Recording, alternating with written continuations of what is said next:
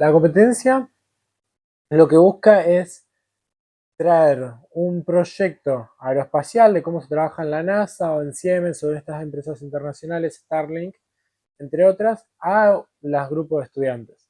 Entonces, todos los años proponen un desafío de armar un satélite que tiene que cumplir ciertas restricciones y hacerlos pasar por todo el proceso que conlleva. Empezó a principio de año, empezamos a trabajar, el equipo fue elegido en noviembre del año pasado, nos conocimos en diciembre, empezamos a trabajar en enero y a fines de enero, principios de febrero, tuvimos una primera entrega, que es la entrega de diseño preliminar. Esta entrega era la que te clasificaba para poder viajar, porque se inscribían 80 equipos más o menos aproximadamente, y clasificaban 40.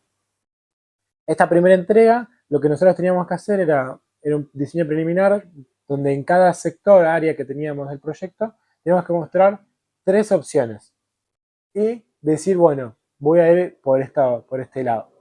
En esa área nos fue muy bien, lo que igual nos permitió clasificar. Tuvimos el segundo puesto, sacamos el 99%. Luego tuvimos una etapa de diseño crítico donde teníamos que decir, bueno, el satélite va a tener esto y va a cumplir estas características. ¿Por qué? Porque la competencia te da un montón de requerimientos. Estos requerimientos te dice cómo tiene que ser la competencia y vos tenés que ir a cumplirlos. En los diseños críticos dijimos cómo lo íbamos a cumplir de manera más crítica y luego ya hicimos el diseño nuestro propio de la competencia. Tuvimos una parte de testeo y luego ya fue la competencia. Pero antes de esto me gustaría decir más o menos qué hay que hacer. El satélite, nosotros lo que desarrollábamos era el satélite, o sea, la punta del cohete. El cohete que sube ese satélite nos lo da la competencia. Entonces, nuestro trabajo empieza después de que se despliegue el satélite del cohete. Este cohete sube a 1000 metros de altura, ahí se despliegan dos partes, o sea, el cohete se va por un lado y nuestro dispositivo va por otro, y tiene que empezar a caer con una velocidad de 20 metros sobre segundo, con un paracaídas. A un 75% de la altura, tiene que se tiene que separar en dos partes, y por un lado tiene que caer con un paracaídas y por otro lado tiene que caer con un sistema de hélices como si fuese un helicóptero. Que estas hélices son hélices que no tienen un motor, sino que con la propia fuerza del viento empiezan a girar y empiezan a frenar el dispositivo. Este dispositivo baja a unos 5 metros sobre segundo. Y ahí ya empieza la función de satélite. De hecho empieza desde el principio, pero ahí es donde más se ve. ¿Por qué? Porque dentro de las funciones que tenemos que medir, tanto de mediciones medioambientales, como puede ser presión, temperatura, eh, campo magnético, dónde está el norte, el sur, etcétera, GPS, o sea, localización, teníamos dos cámaras que teníamos que tener calibradas. Una calibrada hacia el norte en todo momento, y la dificultad estaba que al ser un dispositivo que esté girando todo el tiempo, tenías que tener un sistema de control para que la cámara siempre apunte hacia el norte. Ese por un lado. Y la otra, teníamos que tener una cámara que apunte hacia arriba, hacia ese sistema de hélices.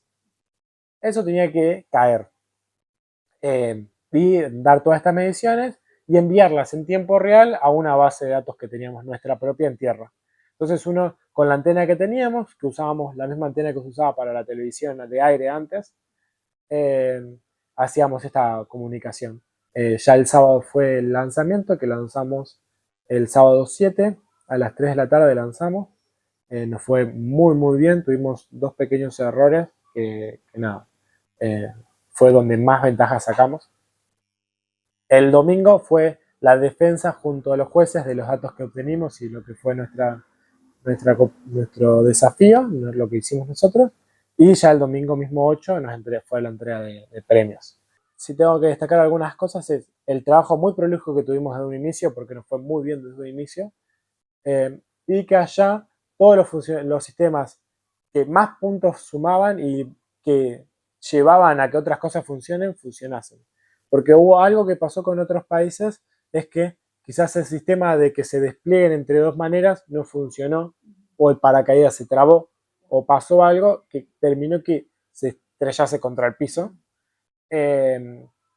cosa que a nosotros no nos pasó, el cáncer vino vivo, digamos, y funcionaron todos los sistemas óptimos. Realmente toda la telemetría, toda la comunicación funcionó bien, y la velocidad de descenso fue la más exacta.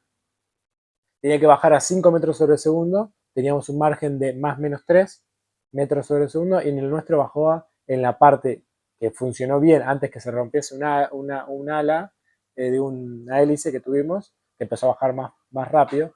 En ese trayecto donde todo funcionó bien, bajó a 5,02 metros sobre segundo. O sea, realmente fue una precisión muy buena, que fue algo que nos destacaron.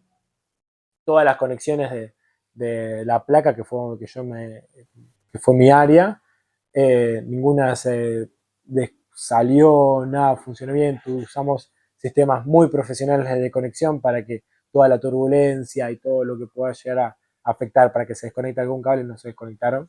Así que realmente creo que ese nivel de detalle y perfeccionismo que tuvimos fue lo que nos terminó destacando. Empezamos en principio de enero a trabajar y fue hasta un minuto antes de entrega, o sea, 6 meses de tiempo de preparación tuvimos, que es lo que dura la competencia, lo que tuvieron todos los equipos. Sabíamos que íbamos bien, pero como no pudimos, eran 40 vuelos, yo no pude ver, yo quizás vi 12, y sabía que dentro de esos 12 me había ido muy bien porque había visto que no les había ido bien a los otros, o sea, se veía. Pero realmente uno no sabe, o sea, hasta ese momento. Y cuando nos contaron, bueno, se ve en el festejo como lo festejamos. Sí. También es único de la competencia porque no había ningún otro latinoamericano. Claro. Entonces se notaba la euforia que teníamos nosotros. Estoy muy emocionado todavía, me encanta. Ahora en el futuro cercano tengo que terminar la universidad. Y nada, siempre me gustaron los desafíos. Ya estuve en muchos antes. Estuve en el Mundial de Robótica en su momento, en 2022. Estuve en el Ecodesafío, estuve en un montón de desafíos y proyectos. Así que a mí soy una persona que le apasiona que hay algún problema, un desafío, cómo solucionarlo, cómo ingeniármelas con eso. Entonces, el próximo desafío que aparezca, me voy a meter en eso. Eh, Luego sí, me encantaría poder crear algo o algo tecnológico argentino que pueda servir a nivel mundial. Así que siento que me voy a ir para esa área. Pero sí, al futuro cercano es reconocimiento, estar bien con todas las personas, poder conocer un montón de contactos. Se me abrieron un montón de puertas, por esta competencia, pero sí, tengo que seguir estudiando y seguir preparándome todavía.